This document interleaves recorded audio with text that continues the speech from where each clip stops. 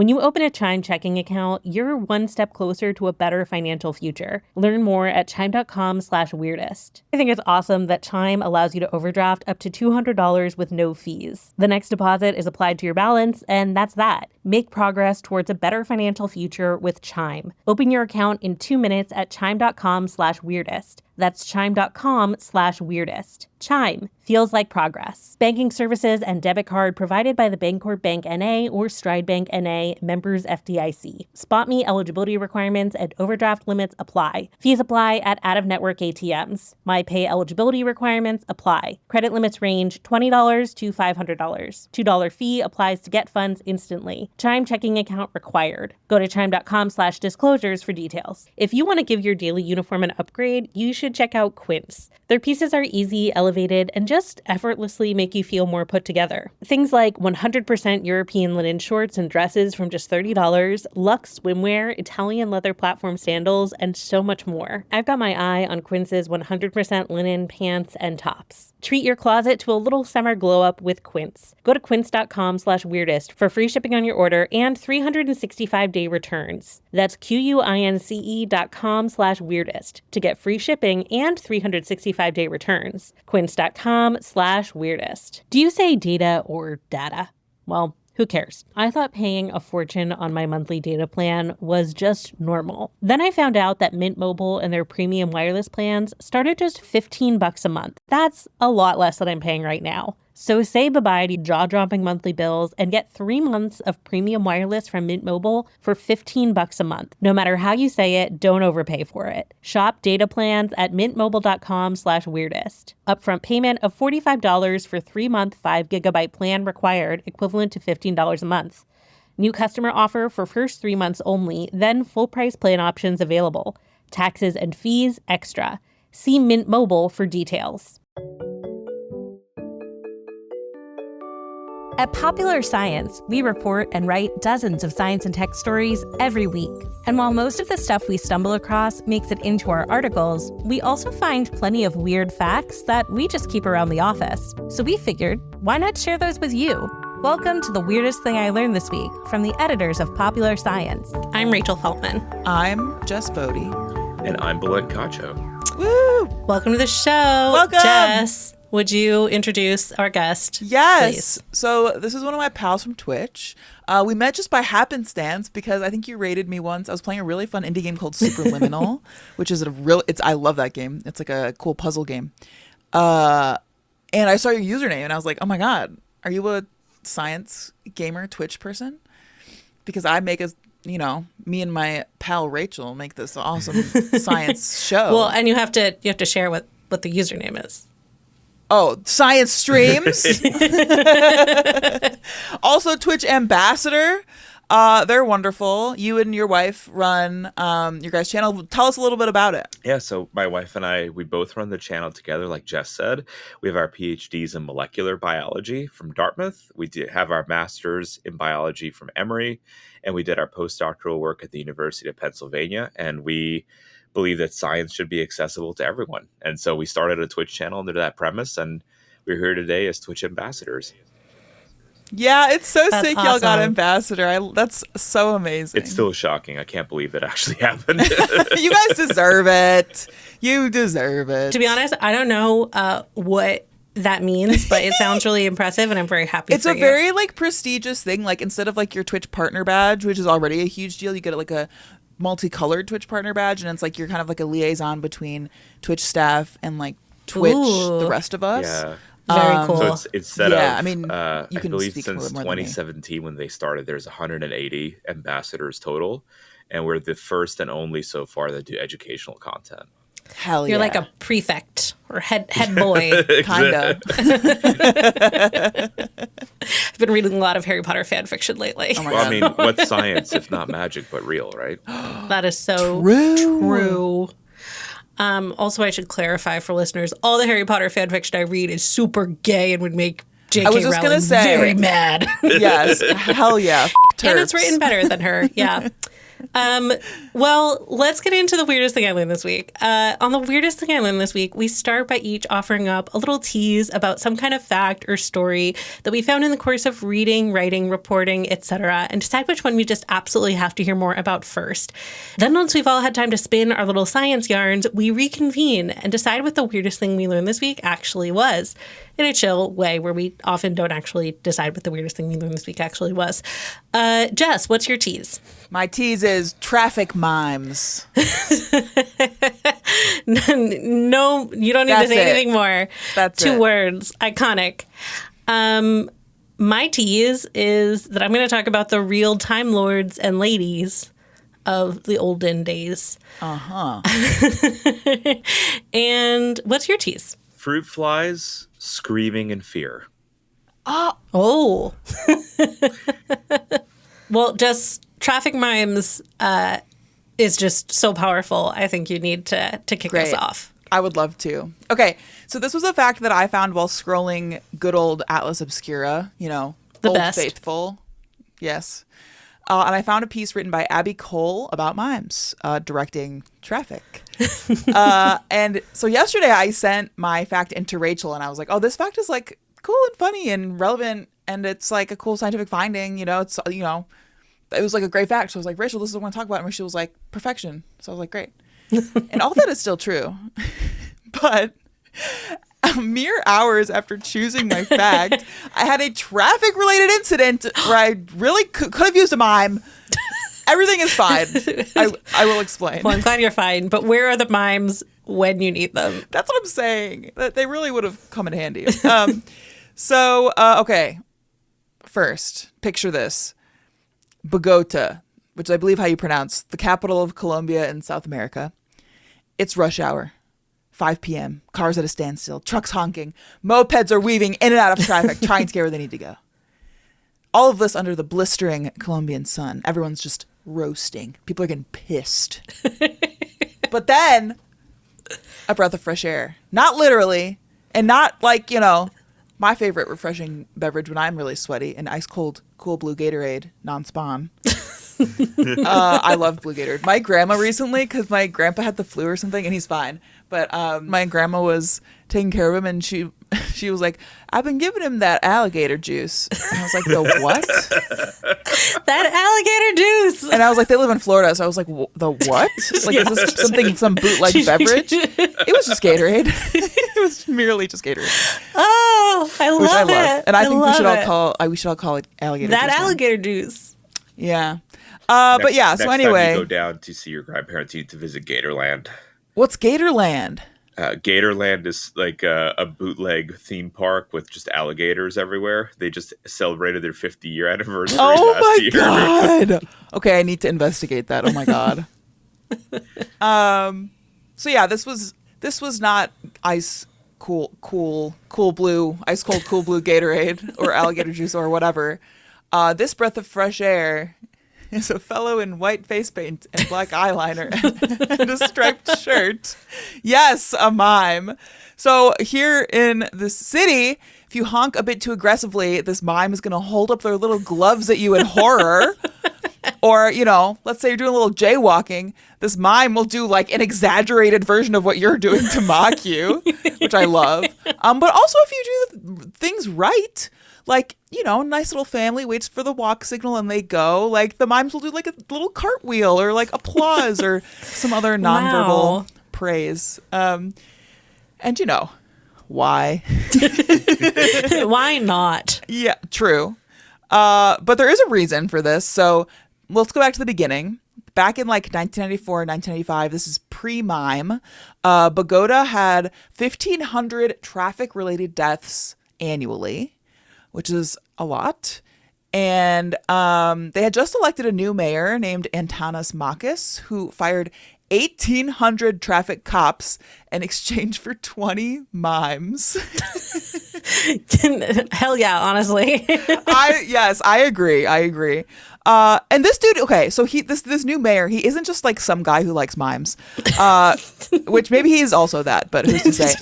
He had this whole plan. So he was a former professor of math and psychology. So he wanted to like use that knowledge to completely transform the city and its traffic problem with mimes. And really, so he was kind of just bummed that like when the government had tried to meet violent traffic incidents with force, like when they tried to solve stuff with violence and force, that didn't work, which like, imagine that. But he was like, I'm really sad about this. Let's find a different way. And he said mimes. So in the beginning, his mimes had to follow like very strict rules. So they held up, the only thing they really did was hold up signs that said correcto and incorrecto. And they would just hold them up. When a mime tells you incorrecto, devastating. I mean, I would be devastated. Yeah. And though simple, or perhaps maybe like because it was simple, it started to work. So by 1998, traffic violence decreased by 50%. Wow. Which is crazy to think about. So they added more mimes. Their ranks climbed to over 400 around the city. So still a small percentage because Bogota has 7 million people total. But still, the mimes were like such a success, and they were so drama. They had become like kind of famous around the city. Yeah, it's very camp. It's so camp. I love it. So that official mime program did end in the late 90s. So it went on for like 5 to 7 years ish officially. But the people love it so much that they still carry out this tradition 30 years later, and it's spread to other Latin American countries. So some governments in South America even hand out thumbs up or thumbs down cards to people to encourage folks to like get out there and mime, which I love. And like, why does this work? So there was a recent behavioral science study looking at this. Researchers think that when people are willing to engage with the mimes and like play along, that they're forced to rethink these everyday interactions with their larger community. Like they're taking a more active part in their communities. They care more about them, that kind of thing. And basically it makes folks less passive and encourage them to engage and like care about their community. Which makes complete sense, and something I think that a lot of Americans could benefit from too. Yeah, frankly. And this is what one behavioral science researcher said about this whole thing: is that, quote, instead of thinking that only politicians can solve the problem or that the problem will never be resolved because that's just the way we are here, the mime scheme shows that it's a collective responsibility to change, end quote, which I like a lot. Yeah, that's great. I love that. And I think that that could be a notion brought to all culture, not just mime or traffic culture, but, I digress. Yeah. And so, yeah, like I said, you can see traffic mimes in other countries now, like Peru and Venezuela. And apparently Bolivia has traffic zebras. Like people in like zebra suits, like you would get on Halloween or something, which I guess is also kind of a take on mime culture. Sure, yeah. And okay, so back to the US. Do I think this could work in the US? Maybe. Somebody would shoot the mime. I'm just going to be real. Fear. That was my fear. And like I think it's important to think about too, because like when they introduced this in Colombia, it was still like an issue. It was still an issue where like violence was a lot of the problem. And so they were still able to implement this, but I think it's probably because, back in the 90s, people elected this mayor because he wanted to fix things with nonviolence. They were all already kind of like on board with that. And the mimes were rolled out slowly, and it was a gradual influx of traffic mimes, and people were kind of primed for it. And yeah, I would fear for mime safety in America. I do think maybe there could be a nice way to implement something like this. Yeah, yeah. But yeah, like I mentioned at the top of my fact, this is top of mind for me because complete and total dickhead locked eyes with me out on the road and sideswiped my car because he wanted to like merge in front of me despite me being already halfway in front of him and having the right of way and following the traffic laws and signs. So it's all fine. My side mirror is a little bit screwed up. And then he didn't stop. He kept driving, even though I know he knows. I know he knows. However, I did, I got really mad, but I stayed super calm. And I called my mom on my, I didn't even call, I'm doing a classic hand motion, like I'm calling my mom on my phone. I'm using my car's Bluetooth. And I'm like, Mom, you'll never believe what just happened. When in doubt, call your mom.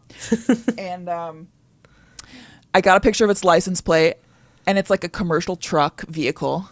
Oh, yeah. So I'm like, oh, you're going down, loser. I am going to contact this truck company and be like, hello, your driver How of is license your driving? plate. Bad. It sucks. And you need to pay for a new side mirror for me. So anyway, also, I would have liked if a mime would have been like, what? I can't. The audio listeners are not going to benefit from this, but a crazy exaggerated movement. And Or they could have put the car in a box. I do think any of those options. It's useful for the mime to be like, what you're doing is clown behavior. Yes. I'm here to remind you of that. Exactly. So anyway, mimery would have been I would have loved that. But at the very least, hopefully I can get him in trouble at his job. So that's my traffic mime story. Justice for Jess. Wow. I'm really the mimes in particular. It's such a wild image. And totally. I love that. It's interesting too, the difference between the imagery of what a mime looks like versus what a traffic cop could look like, and seeing how in Bogota, that's the image that calmed people, right? To lead to that decrease in violence. So is it the nonverbal stuff? Is it the appearance? Is it a little bit of both? And what was it that really drove people to be like, you know what? I will take that extra moment. Right. Or is it just so endearing, Yeah. I don't know what it is, but yeah, made people engage with their communities. So nice. All right. We're going to take a quick break, and then we'll be back with some more facts.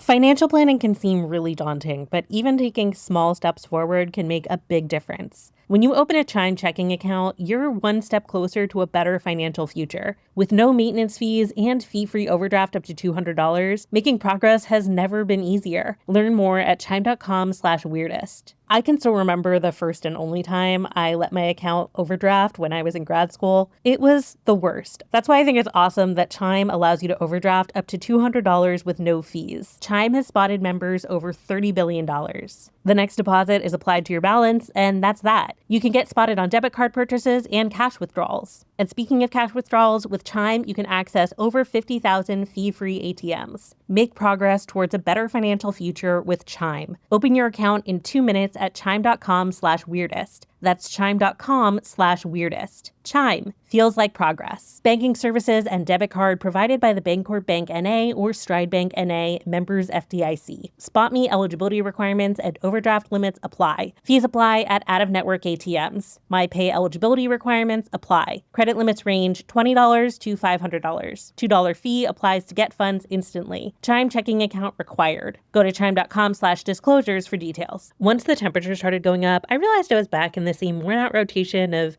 little top, big pant, loose linen shirt, just same old everything, which isn't necessarily a bad thing, but if you want to give your daily uniform an upgrade, you should check out Quince. Their pieces are easy, elevated, and just effortlessly make you feel more put together. Things like 100% European linen shorts and dresses from just $30, luxe swimwear, Italian leather platform sandals, and so much more. The best part is that Quince says everything they have is priced 50 to 80% less than what you'd find at similar brands. Even better, Quince says they only work with factories that use safe, ethical, and responsible manufacturing practices. Personally, I've got my eye on Quince's 100% linen pants and tops. They look comfortable and high quality and super fashionable. Treat your closet to a little summer glow up with Quince. Go to quince.com/weirdest for free shipping on your order and 365-day returns. That's QUINCE.com/weirdest to get free shipping and 365-day returns. Quince.com/weirdest.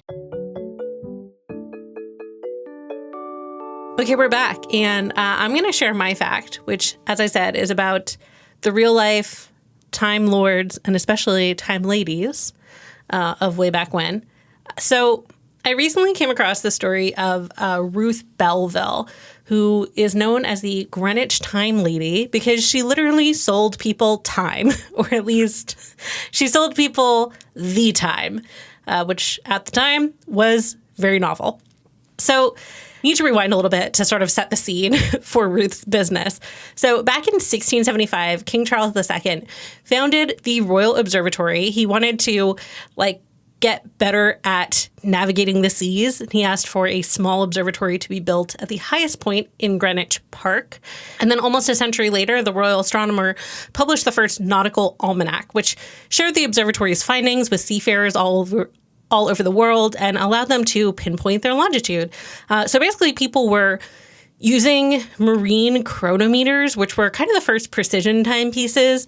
Timepieces go back thousands of years. It's pretty wild how long back into history people were able to keep time pretty precisely. But precision timepieces, as we would now consider them, really started because of marine navigation. So you would have this super precise timepiece on a ship that would be set to Greenwich Mean Time, so the time over at the Royal Observatory.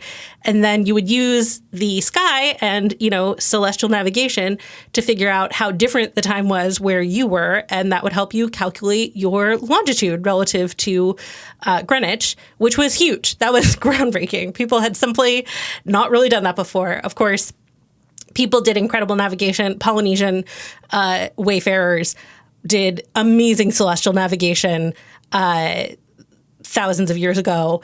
But for Europeans, this was groundbreaking. And all of this sets the scene for the very idea of having one time that everyone agrees that it is.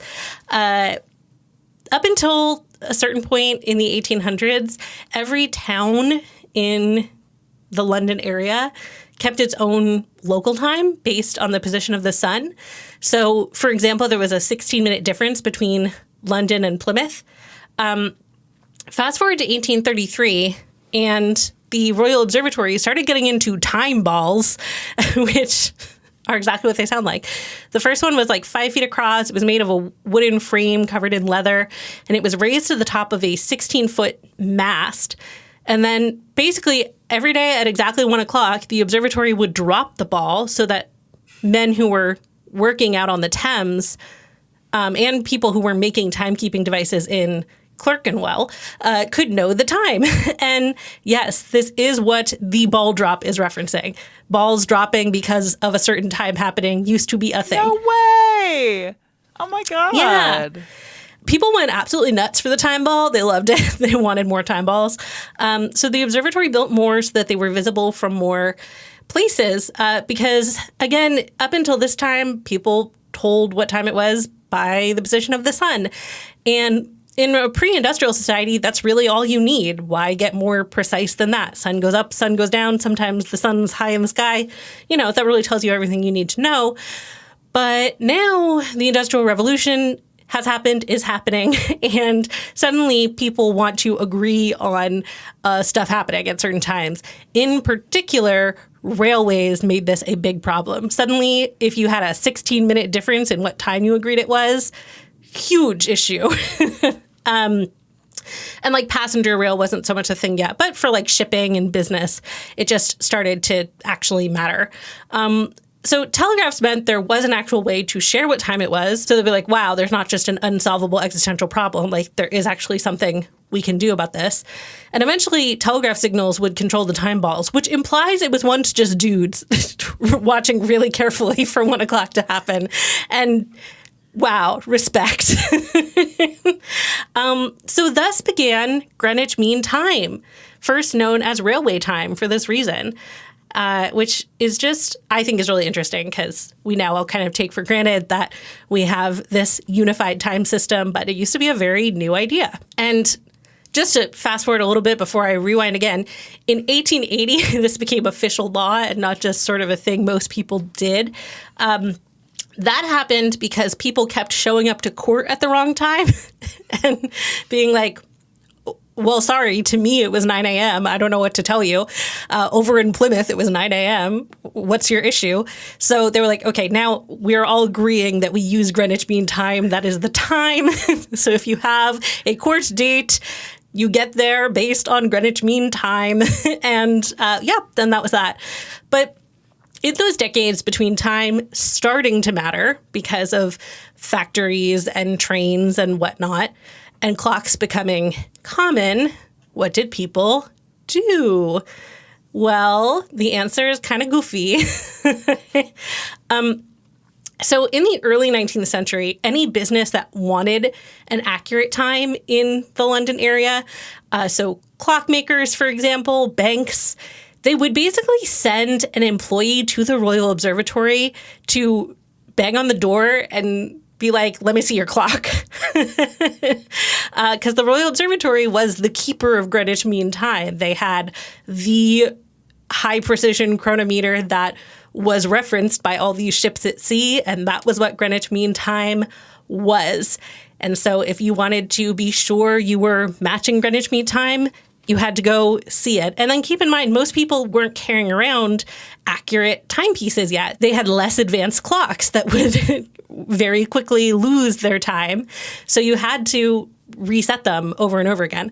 So yeah, people would just show up. They would, I assume, send their like unpaid interns and be like, what time is it? And eventually somebody got really fed up about this. They were like, we can't have all these bank interns and clockmaking apprentices showing up demanding to know what time it is. So they limited their access to once a week on a Monday. It's like everyone had to show up and get their time for the week and just be satisfied with that. And a man named John Belleville, who worked at the Royal Observatory, or had worked, I've seen some sort of conflicting notes on what actually his title was at this time. But at least for a while, he had been an apprentice at the Royal Observatory. And he saw a market for telling people what time it was. And by the way, in 1852, they would come up with a better solution for this than just saying, you can't bang on our door more than once a week. They put a giant clock on the outside of their gate that they kept up to date. Basically, they had gotten their first electric clock, so that made having multiple clocks that were set to Greenwich Mean Time and all referenced the one really good clock, that made that viable. So eventually, it would be just like, look at the big clock on the gate, point to the sign. That's what time it is. But, there were like almost 20 years when people were demanding to know what time it was, and that giant gate clock didn't exist yet. So that's where John Belleville comes in. He might have worked at the Royal Observatory at the time. At the very least, he had been an apprentice at the Royal Observatory at some point. But he saw a market for telling people what time it was. So in 1836, he started charging people an annual fee to use his pocket watch. He had a very good pocket watch, and once a week, he'd come by and visit them and share the time on his watch, which he kept accurate thanks to his access to the observatory's chronometers. So then everybody else could... What an entrepreneur. Yeah, seriously. Business mastermind. They could adjust their own watches accordingly. And as a side note, I just really love this. The guy who oversaw him at the observatory for some time when he was younger said that he was, quote, steady though not clever. And I'm like, first of all, I disagree. I think this man sounds very clever. But I love that he was described as steady, and then he became literally a professional timekeeper. So this business thrived until John died in 1856. And by that time, the gate clock was up. It was showing people the time. Anyone could get the time via telegraph if they really wanted to. But John's 200 subscribers knew and trusted the pocket watch system. So they asked his widow, Maria, if she would take up the mantle of selling them the time. And she did that for another 36 years before retiring. Now, by this point, we're in the 1890s. Again, seems very reasonable for this service to just die out with Maria. Telegraph time was a very established technology. There were commercial firms, one called the Standard Time Company, competing with the post office telegraph time to get customers. But it wasn't actually as accurate or reliable as a pocket watch set regularly to the Greenwich Mean Time clock. And apparently, according to historians, the post office had a reputation for like not always doing a good job sort of keeping people updated. And Maria Belleville would always show up every week. So people were like, we need the time lady. And they asked her daughter, Ruth, to step in. And she did that with the same pocket watch that had belonged to her father, which she called Arnold, after the guy who had made it. She carried it around London every week for another 48 years. She did have haters, at least one hater. This guy named St. John Wynne, who was a director of the Standard Time Company, tried to bring her down. And this is a great story. In 1908, he gave a speech at the United Words Club, which was then published in the Times, and he criticized Belleville's business methods. He was like, this is so amusingly out of date. It's, he basically kind of crapped all over London and being like, it's wild that we don't have a better system for this. Do you know how bad it is? It's so bad that here's how people get their time. And this is a quote. A woman possessed of a chronometer obtained permission from the astronomer royal at the time. Perhaps no mere man could have been successful. So first of all, calling Ruth's mother a slut, how dare, to call at the observatory and have it corrected as often as she pleased. The business is carried on to this day by her successor, still a female, I think. So hugely offensive, terrible man, hate him. And he really Screw wanted that guy. Yeah, absolutely. He really wanted to promote the Standard Time Company. He simply wanted her business. And this was printed in the Times.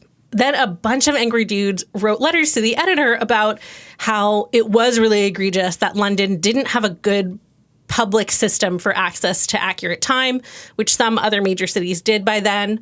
But, twist, all of those angry men writing into the newspapers actually seemed to boost Ruth Belleville's business because people read it and were like, oh, I didn't know there was a lady I could pay to tell me the time. Or people were like, yeah, that's a great point. Our city is really bad at telling us what time it is. And thank goodness they've given me the name of this reliable woman who will fix that problem for me. Apparently it became very fashionable to have this like personal service instead of using the telegraph. And if you could afford like thrice weekly updates, you were very, that was very elite. So Ruth had like a great system. She would arrive at the Royal Observatory before 9, at least once a week. She would always refer to her watch as Arnold, and she would say, good morning, Arnold's 4 seconds fast today. And somebody would check the watch, she would set it, she would get a certificate of accuracy, and then she would go and see her clients. Now, in 1924, the BBC started broadcasting the pips and the sound of Big Ben, which meant anyone with a radio could tell what time it was. And then in 1936, there was the speaking clock, also called TIM, which meant you could like dial the letters TIM and get the time. So by the time Ruth retired in 1940, this was very much of a bygone era. And even though it seemed she had clients until the end, there wasn't really anyone scrambling for a replacement for her, though she only retired because she was 86 and World War II made it unsafe for her to walk the streets. And then she passed away a couple of years later, reportedly with Arnold by her side. But yeah, one other thing that I'm not going to get into because Ruth's story ended up being so great that I just spent the whole time reading about it. There was another like pre-clock saturation job called a knocker-upper, which is of course just a very funny sounding thing. And these were people who would go around knocking on your windows to wake you up for work at the factory. Because again, there was this very awkward time when people were used to relying on the sun for getting up, but now they're moving into cities. They have factory jobs where your boss doesn't care about what time your body thinks it is. And there were actually a lot of times when people talk about knocker-uppers, they'll be like, and alarm clocks were just impossible to get. And that's actually probably not true.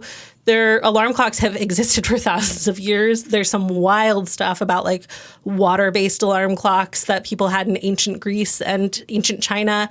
That being said, the sort of like modern mechanical idea of an alarm clock, those were probably available and not wildly expensive, but they also weren't very reliable. And then people weren't used to using alarm clocks.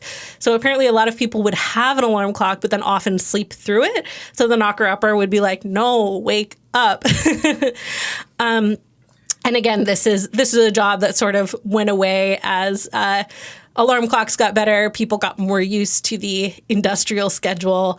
But I love the idea of people just like hoofing it to deal with the concept of time. And I think, and like, honestly, I wish there were still more services that involved like a trusted lady coming to your door once a week to update you on something or other. Well, it kind of reminds me of like I don't know, like the time being kind of decentralized like that reminds me of like pre-internet stuff and like I don't know. I think there's something kind of nice and special about having like less access to stuff like that. Obviously, there's a lot of good reasons to have that stuff, but I don't know. Maybe this is just me being nostalgic for time before the internet, but yeah, I don't know. The old days when you got that hotel wake-up call instead of setting a phone alarm. Yeah, I forgot about that. Wow. I'm nostalgic. You can still for do it. that at most hotels, I think. Maybe we should start doing that again. Let's bring that back. Yeah. Honestly, I think somebody could probably really make a killing, like rebranding the wake up call as like a boutique service. Yeah. Oh, somebody make that. It could be a gold mine and also really cool and fun. I think I read a romance novel once where the plot was that she was supposed to find a wake up call service for her boss, but none of them would take him because he was so mean. Oh my God. And then like one morning she did it out of desperation and like, you know, told him what a jerk he was. And he like blew it. It was, you know, it's a good plot device. I don't remember if the book was good. That is a great but plot device. yeah. Anyway, bring it back. Agree. In the billionaire romance novel world, apparently wake up calls are still a thing. So maybe Yeah. they do still exist. All right, we're going to take one more break and then be back with one more fact.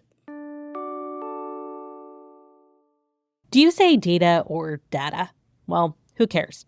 For the longest time, I thought paying a fortune on my monthly data plan was just normal. Then I found out that Mint Mobile and their premium wireless plans start at just $15 a month. I'm not currently a Mint Mobile user, but that's a lot less than I'm paying right now. So say bye-bye to your overpriced wireless plans, jaw-dropping monthly bills, and get 3 months of premium wireless from Mint Mobile for $15 a month. You can use your own phone with any Mint Mobile plan and bring your own phone number along with all of your existing contacts. And even though Mint Mobile is way cheaper than traditional big wireless carriers, plans still come with reliable high-speed data. No matter how you say it, don't overpay for it. Shop data plans at mintmobile.com/weirdest. Upfront payment of $45 for 3-month 5GB plan required, equivalent to $15 a month. New customer offer for first 3 months only, then full price plan options available. Taxes and fees extra. See Mint Mobile for details. This show is sponsored by Liquid IV. Pretty much everybody knows that it's important to stay hydrated, but just drinking water isn't always enough. Combining allulose and amino acids can lead to more efficient absorption, which helps your body retain more essential electrolytes for longer-lasting hydration. Liquid IV's formula, powered by LIV Hydroscience, is sugar-free, delicious, and clinically studied to maintain hydration better than water for up to 4 hours. Visit liquidiv.com and live more with efficient hydration featuring the new Raspberry Lemonade Hydration Multiplier. Get 20% off your first order with code WEIRDEST at checkout. Especially as we get into those warm spring and hot summer months, staying hydrated is so important. So I use electrolyte packets a lot. I love Liquid IV's flavors and that they have a few sugar-free options. And their little packets are so convenient to take on the go and mix into my water bottle whenever I need them. Liquid IV has true-to-fruit flavors that keep you hydrated. You can find all your favorite hydration multiplier flavors on their website, from acai berry and lemon lime to pina colada. Or you can choose from their line of sugar-free flavors like raspberry lemonade, which is my personal favorite, or white peach or rainbow sherbet. Break the mold and own your ritual. Just 1 stick and 16 ounces of water hydrates better than water alone. Give yourself the power of extraordinary hydration from Liquid IV. Get 20% off your first order of Liquid IV when you go to liquidiv.com and use code WEIRDEST at checkout. That's 20% off your order with code WEIRDEST at liquidiv.com. When was the last time you needed to go to a doctor but you pushed it off? I'm too busy, or it'll just heal on its own. We've all been there. Booking those appointments can feel so daunting, but ZocDoc can help. ZocDoc is a free app and website where you can search and compare high-quality in-network doctors and click to instantly book an appointment. We're talking in-network appointments with more than 100,000 doctors, from mental health to dental health, primary care to urgent care, and more. You can see their actual appointment openings, choose a time slot that works for you, and click to instantly book a visit. You can even score same-day appointments. I can honestly say that I don't remember what I did before I started using ZocDoc, and I don't want to. Some of my doctors use ZocDoc to book all of their appointments, so I know that logging on is the fastest way to see them. It makes my life so much easier. Stop putting off those doctor's appointments and go to ZocDoc.com/weirdest to find and instantly book a top-rated doctor today. That's ZocDoc.com/weirdest. ZocDoc.com/weirdest.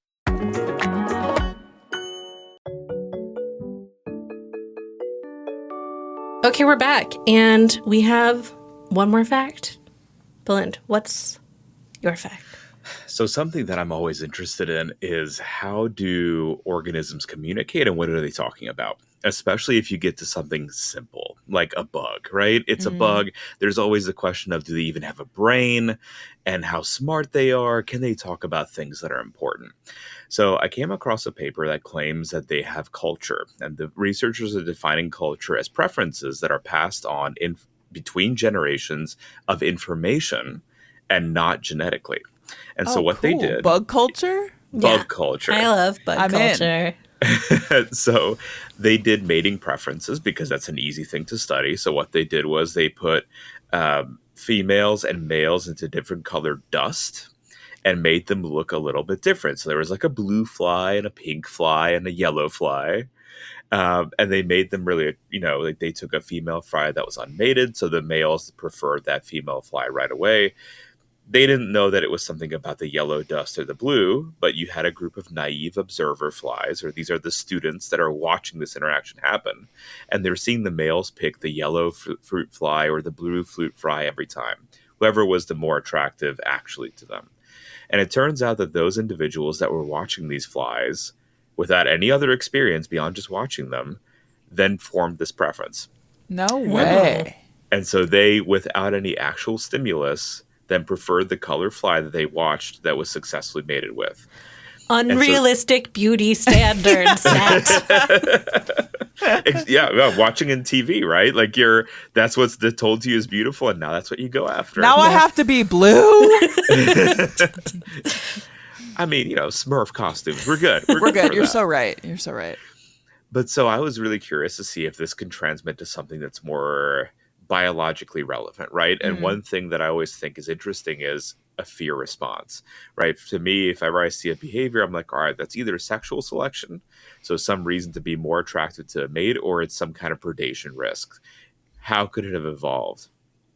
So it turns out you can give fruit flies a variety of different predators. You can put them in the same container with them. You can put them in with spiders that'll actually end up eating them. And you could watch them bounce around like a piece of popcorn kernel in their container trying to escape from the spider.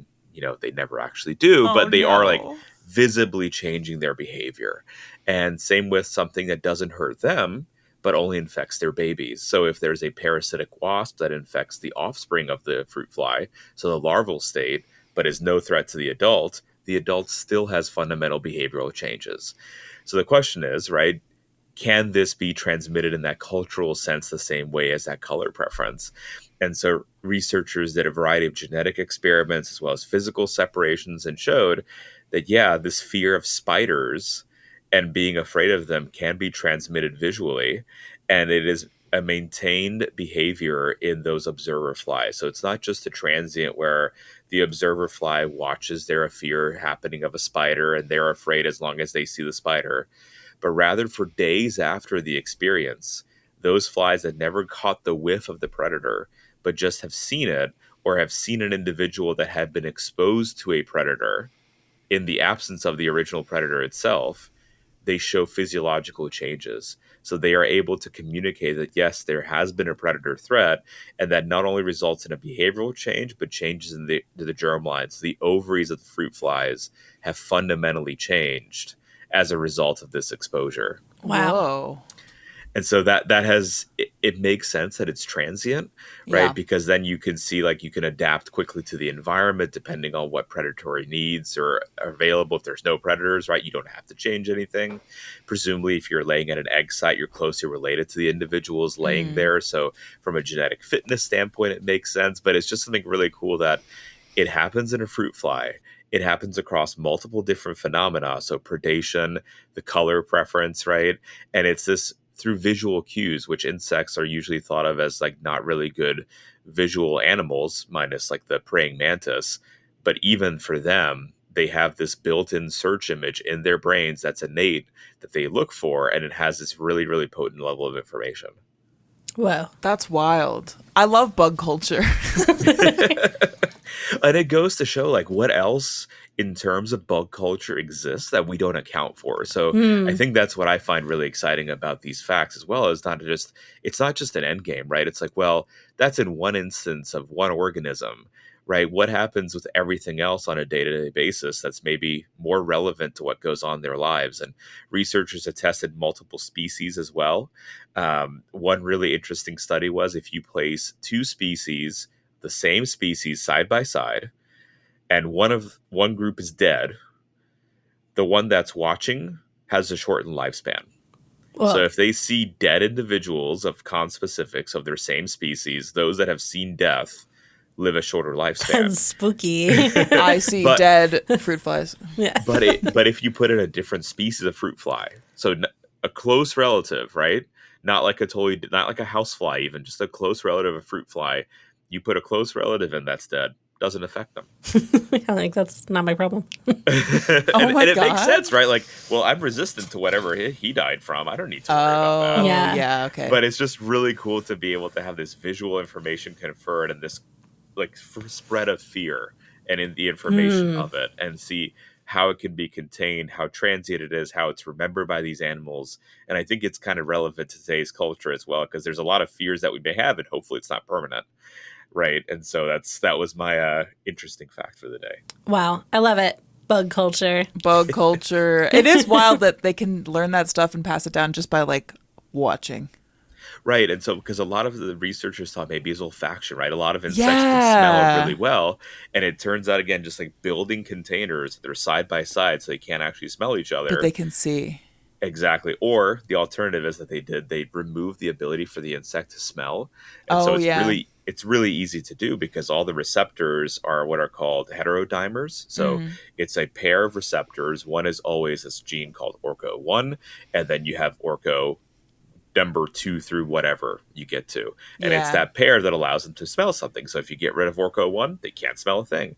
And so you can genetically ablate it, put them together, and you get the exact same result. Well, and it does make me wonder too, like you were saying, like what else are they learning by watching? Like if, if we're able to just see this one thing, like what else do they know? And it's something, right, you're looking for. And even like that is, why were you even looking for something like that? Whose idea was it to put dust on them to see? And it's just, I don't know, it's really, the reason I liked it so much because I find it was so clever of an idea. And then it actually panned out. So it just goes to show, I think, how little we still know about the natural world, where it's like, in these papers were ranging from 2018 to 2022 that I was seeing, and there's still like this visual transfer of information that is so fundamental to the behavior of the animal, but it's just now being published on. Right. Yeah, and fruit flies are like, we've looked at fruit flies so much. They're such a classic model organism. So if there's so much we don't know about them, wow. Right. It's like 100+ years of research, and just now it's like, oh, they're talking to each other about being scared. Uh-oh. Yeah. Oh. But are they scared of us? That's what I want to know. I want to make sure they're fine with it. Yeah. No, that was really cool. Thank you so much for coming on. This has been a great ep. And Jess, thanks again for coming on this side of the mic. Always great to have you. Glad to be here, even when my dog is causing a ruckus. Would you actually both remind our listeners where they can find your Twitch streams? Because Jess, I feel like it's been a while since we plugged. Yes, I would love to. So I stream, I'm Jess Capricorn on Twitch, all one word. And I stream mostly Monday, Wednesday, Thursday nights. And I also publish YouTube videos. And I do a lot of like JRPG style stuff, some Elden Ring stuff, some Bloodborne stuff. When is this coming out? I think it will have already passed by that time. Yes, I'm doing a big charity stream, but that will have already happened for reproductive rights. But yeah, so that's what I get up to.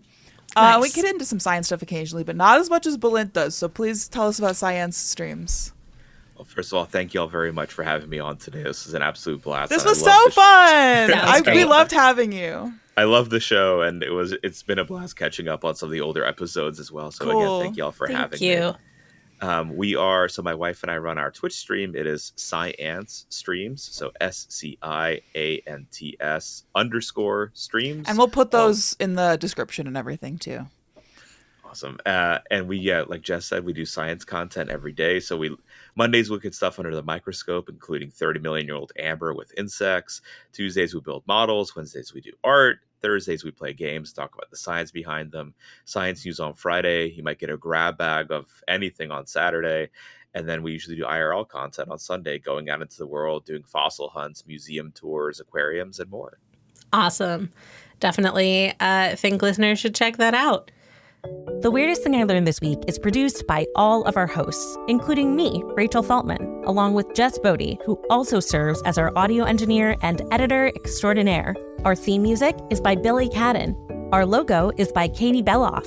If you have questions, suggestions, or weird stories to share, tweet us at weirdest_thing. Thanks for listening, weirdos. This show is sponsored by Liquid IV. Just drinking water isn't always enough. Liquid IV's formula, powered by LIV Hydroscience, is sugar-free, delicious, and clinically studied to maintain hydration better than water for up to 4 hours. Visit liquidiv.com and live more with efficient hydration featuring the new Raspberry Lemonade Hydration Multiplier. Get 20% off your first order with code WEIRDEST at checkout. I love Liquid IV's flavors and that they have a few sugar-free options, like Raspberry Lemonade, which is my personal favorite, or Rainbow Sherbet. Break the mold and own your ritual. Just one stick and 16 ounces of water hydrates better than water alone. Give yourself the power of extraordinary hydration from Liquid IV. Get 20% off your first order of Liquid IV when you go to liquidiv.com and use code WEIRDEST at checkout. That's 20% off your order with code WEIRDEST at liquidiv.com. ZocDoc is a free app and website where you can search and compare high-quality in-network doctors and click to instantly book an appointment. We're talking in-network appointments with more than 100,000 doctors, from mental health to dental health, primary care to urgent care, and more. I can honestly say that I don't remember what I did before I started using ZocDoc, and I don't want to. Stop putting off those doctor's appointments and go to ZocDoc.com/weirdest to find and instantly book a top-rated doctor today.